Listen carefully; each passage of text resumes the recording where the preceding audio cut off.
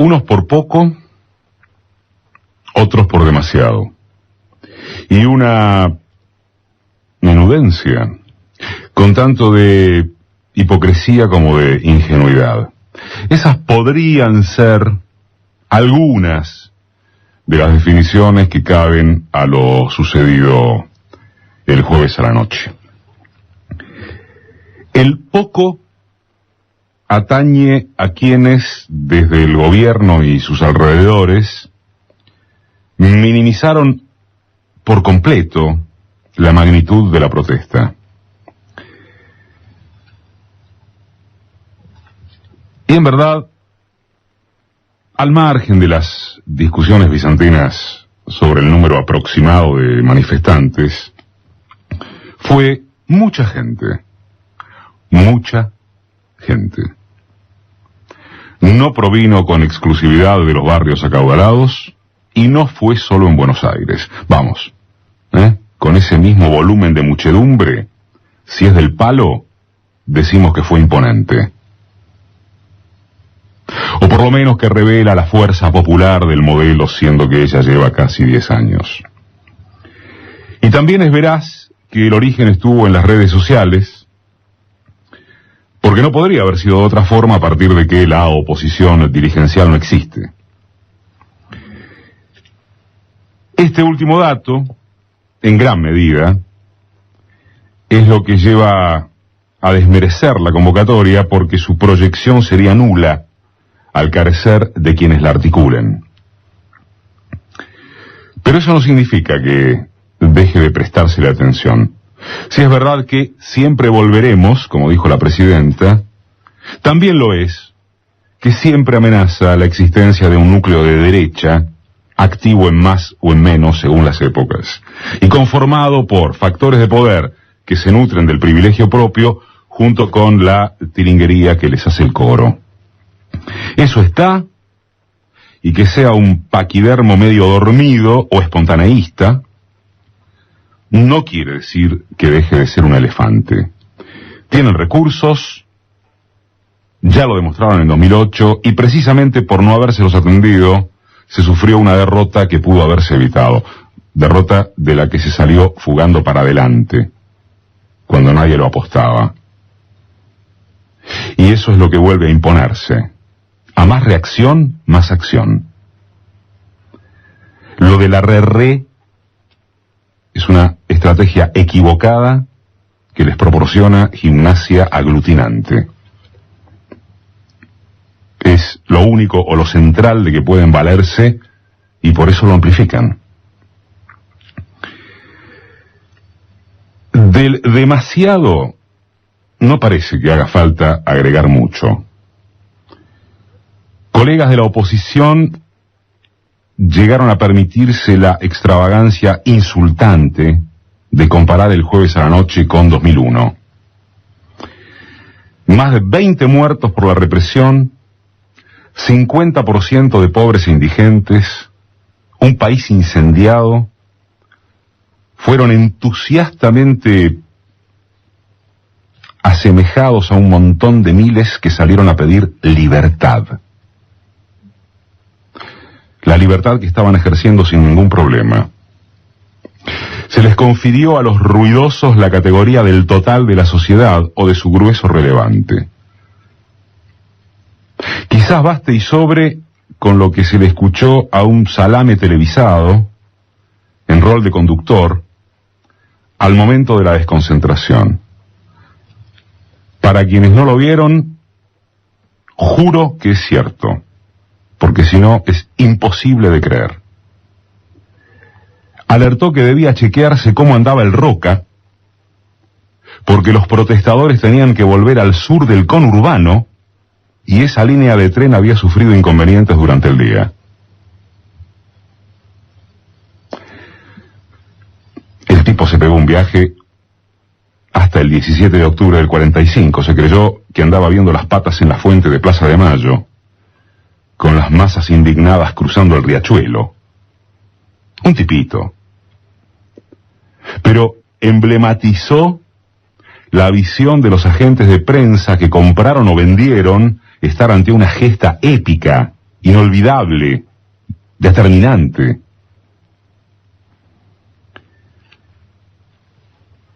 Y queda el tercer aspecto que se cuela entre estos extremos de los que ningunean lo ocurrido y quienes le otorgan un valor histórico. Es un componente que viene desarrollándose hace cierto tiempo, estimulado por el discurso de los medios opositores. En todo caso, el cacerolazo lo potenció.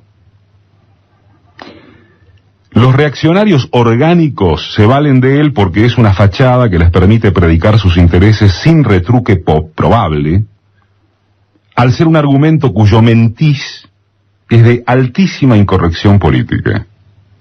Pero también, con certeza, habrá los preocupados legítimos.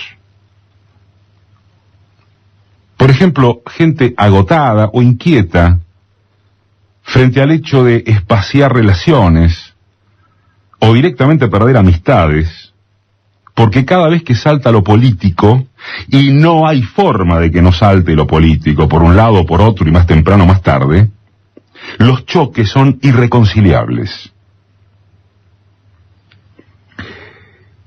Este tercer elemento es eso de la división de los argentinos, de los riesgos de profundizar las diferencias, de fijarnos en lo que separa antes que en lo unificador, de no promover el consenso. Eso de que la confrontación es buscada adrede y no como producto del intercambio de ideas. Eso de que pueblo dividido es sinónimo de sociedad que no avanzará nunca. Eso de que en una democracia no hay enemigos, sino adversarios. Pues bien, uno ya está harto de estas boludeces monumentales y cree que es hora de salirles al cruce, porque de lo contrario se asienta un embuste que impide debates serios.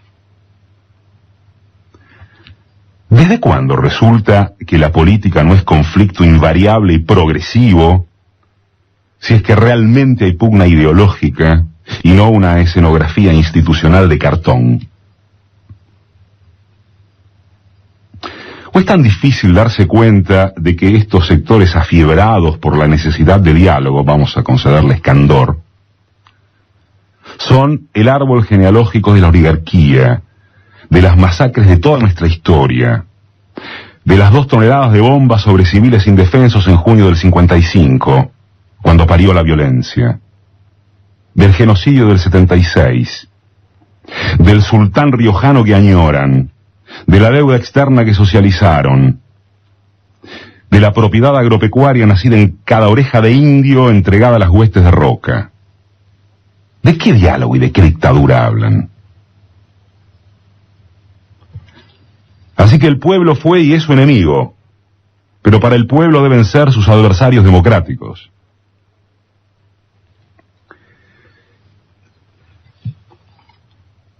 El sacerdote quilmeño Eduardo de la Serna, coordinador del grupo de curas en opción por los pobres argentinos, le remitió al que está hablando un texto de sencillez y precisión arrolladoras. Hoy se publicó. En esencia, sobre los cánticos, consignas y cuestionamientos vertidos el jueves. En su mayoría, aunque lícitos de expresar, eran totalmente individuales. Y cita lo que vimos y escuchamos todos. Quiero salir a la calle sin que me roben. Era el planteo acerca de la inseguridad en reemplazo de la seguridad como bienestar social. Quiero poder viajar. Como si los millones de pobres hubieran podido ir al extranjero sin que nadie levantara la voz a favor de ese derecho. La multitudinaria marcha del yo, preocupada por mis derechos, se manifestó coherentemente en que cada yo tenía su propia consigna. No había un nosotros, un pueblo, salvo en el extraño momento en que se cantó aquello de si este no es el pueblo, que dicho sea de paso, al igual que respecto de haber coreado que el pueblo unido jamás será vencido. Dejen de robar emblemas de izquierda para aplicarlos a que no puedan conseguir dólares.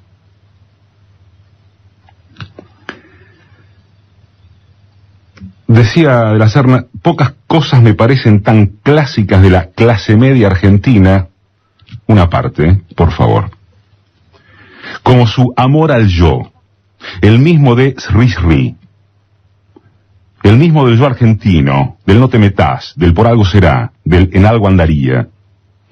Multitudinarios yoes que pareciera que nunca pueden mirar un nosotros. Hace ya 200 años que estamos habituados a convivir unos y otros. Puerto y pueblo, civilización y barbarie, blancos y negros. De proyectos se trata. Pero mientras unos insinúan siempre el deseo del voto calificado, otros proponen ampliación de derechos aunque los calificados o clarinificados no tomen nota. Total, se han copiado siempre. Puede agregarse que cuando hay muchas consignas, termina no habiendo ninguna. Como no sea una expresión de mal humor, de odio de clase. Finalmente, de impotencia.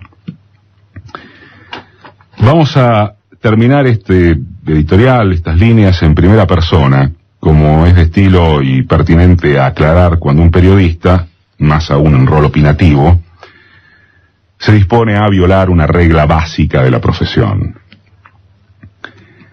Me importa una infinita cantidad de carajos, y no soy más grosero solamente para no abusar del efectismo, tener el más mínimo grado de consenso con esta gente. Casi desde que el mundo es mundo, el mundo se divide en clases. Y en las más postergadas, por obra de las dominantes de la pirámide, y sobre todo en las medias, que son el jamón del sándwich, hay franjas asimiladas que hasta salen a la calle para defender intereses que no les son propios, sino de quienes las sojuzgan. Ante esa verdad incontrastable se puede creer que vale convencer a los privilegiados y a sus loritos por vía del diálogo, siempre desparejo gracias a los medios de comunicación que pertenecen a la clase de punta. O practicar el centralismo democrático, de dar la batalla a través de los hechos, tal y como toda la vida hicieron ellos. No quiero saber absolutamente nada de pacificar relaciones con esta gente. Nada. No quiero ni diálogo ni consenso con quienes vociferan yegua, puta y montonera. No quiero. No quiero sentarme a soportar ni por un solo segundo a los que quieren para Cristina el final de la Rúa. Me repugna que salgan a manifestar los que hace poco más de 10 años canturreaban que entre piquetes y cacerola la lucha era una sola, porque les habían pasado la cuenta de la fiesta de la rata. No quiero saber nada con esa gente que a la primera de cambio apoyaría el golpe militar del que ya no disponen. Quiero tener con ellos una profunda división y concentrarme en de cuál manera se garantizaría mejor que se hundan en el fondo de su historia antropológico nacional, consistente en que el negro de al lado no porte ni siquiera el derecho de mejorar un poquito. Porque eso es lo que lo jode. Quiero a esa gente cada vez más lejos, y cuanto más los veo, más seguro estoy.